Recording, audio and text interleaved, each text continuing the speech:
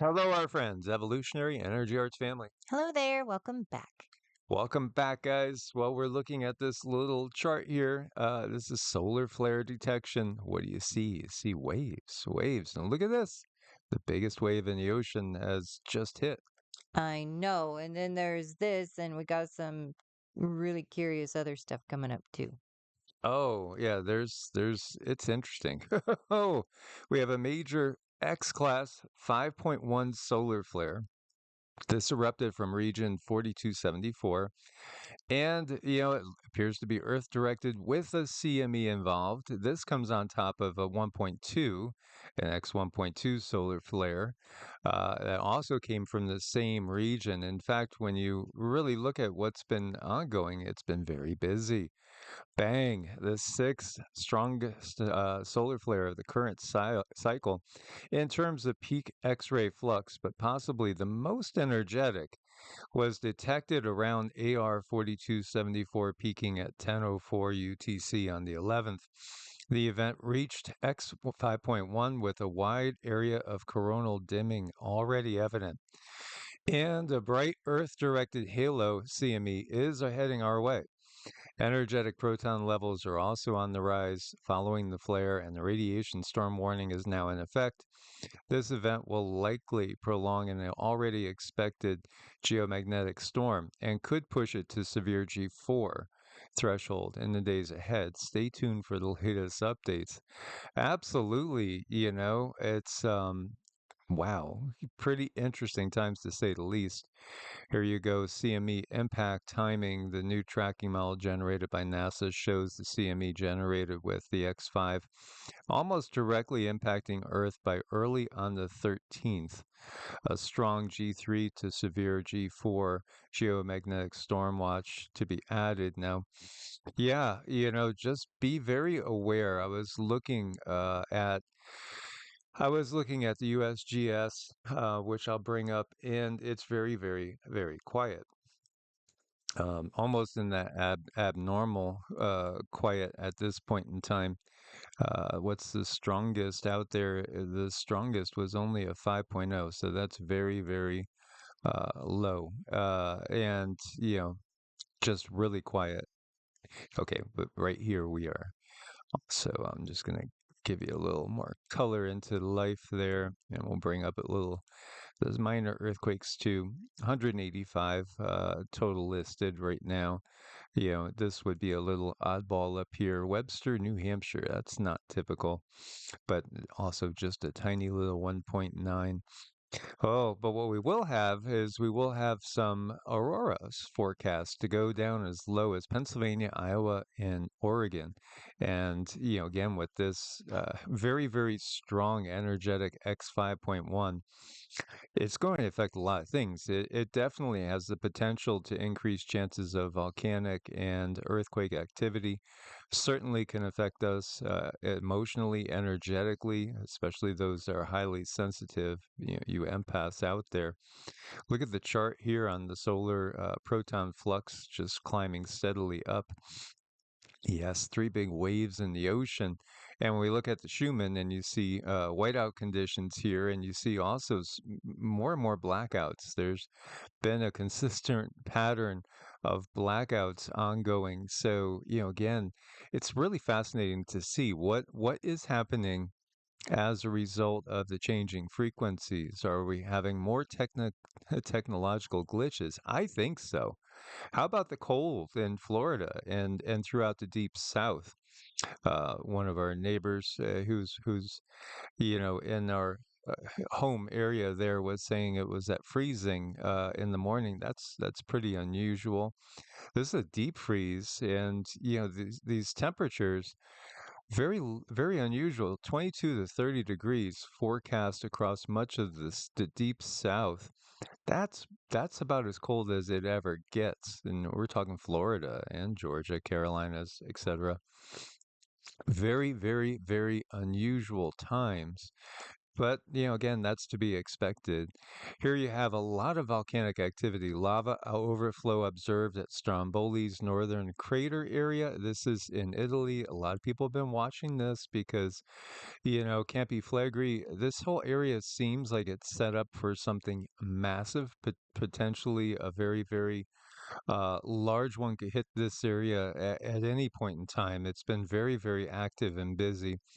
Partial collapse at Mount Merapi sends lava down the slopes in Indonesia as we go jumping around the world. The last event we had going on at Kilauea also was a record high fusion rate. So, what do you have going on? You have an intensification of everything involving volcanoes seems to be going on. And we have bridge collapses. This is a 758-meter long Hongqi Bridge collapsed in China just months after it opened. This is a gigantic, terrifying expanse to go across driving. Because you would worry about something like this happening, but think, oh, your worries are silly. No, this bridge collapsed, and what can you say? People will have comments. That's terrifying. I feel so horrible. People lost their lives in that. And part of a recently open bridge collapsed in China's southwestern province of Sichuan along a national highway linking the country's heartland with Tibet. No reports of casualties here at this writing. There were casualties on another bridge collapse that I was looking at. They said cracks appeared on nearby slopes and roads, and shifts were seen in the terrain of the mountain. Wow. I mean, you would think they would do reports and things like that and know whether something is safe or not. This is another bridge collapse, and this is in Shanghai.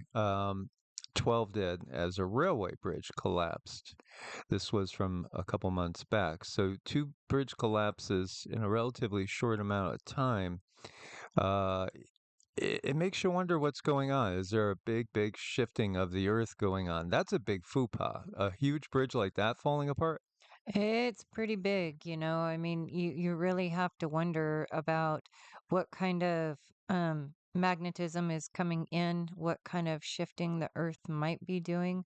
And although I don't think it's going to be majorly catastrophic, I think there's definitely Earth shifting going on in a way we haven't seen before. No, the isolated events, that they're going to be, perhaps being a little bit more intense. This was a mountain-sized cloud of black smoke spotted near Camp Williams Army Base in Pleasant Grove, Utah. It turns out it was apartment buildings that went up in fire. It just seems strange the way that the black smoke was so heavy and thick. It looked more like what you see with like an oil fire or something. Yeah, and our contact said this happened in like 15 minutes, which is just completely unfathomable. It's crazy it happened that fast. Yeah, there's a lot of weird things. This was an unusual phenomenon. This is in Gothenburg, Sweden. Gothenburg, in case you missed it, they did that famous ceremony for opening of the tunnel for CERN over nearby. So if you realize that CERN is nearby and you see something like that up in the air, you wonder what are they doing? Did they do anything? It's like CERN blowing little smoke rings, I guess. Yeah, did they open a little portal somewhere, and as much as they want to deny it, it is what they were doing. We all know that. No sound of an explosion, any vibrations. It lasted for 5 minutes. Again, Gothenburg, Sweden. Archaeologists unearthed an estimated 3,000-year-old subterranean Eurasian subterranean maze. A network of chambers and narrow corridors have walls bearing paintings with vibrant colors and symbols. The site is located under Garabin Tepe near Van, Turkey, and people are familiar with Göbekli Tepe in Turkey as well. Now, it translates to Lonely Hill or Hill of the Stranger. The hill is presumed naturally formed, but the labyrinth underneath is not. So, as you can see, some of the stuff that they've uncovered, look at the bright blue. It's really interesting, isn't it? Ah, those are some familiar looking iconography there. So, more will be coming on this discovery as we unearth more of our ancient history. Did you know that Sudan has more pyramids than any country in the world, even more than Egypt? Well, again, that's what we know at this point in time, because the reality is there might be more in the Amazon that we don't know of. I mean, we've seen so much with LIDAR now. More than 200 pyramids were built in Sudan as opposed to the 118 in all of Egypt. Yeah, and there's probably way more that have not been uncovered than have been uncovered. And right here, a little energy work on a horse. Yes, absolutely. And you can see, the horse is responding to energy work. When wild animals, if I ever send them energy, they're extremely responsive and they sense it right away. And they look at you like freaked out, usually, like, holy cow, wow, because they can feel your energy right away. I love working on animals because they do not have a belief system in place that tells them that it's not going to work. So you don't have to work through those other energy blocks. They're very accepting. I've had very good luck working on animals. I mean, they make drastic turnarounds so fast because they're already in touch with their higher selves and they're already grounded and their intuition is so extremely strong. It just works. So I love that. I wish I could work on horses like that. That's probably my dream job now.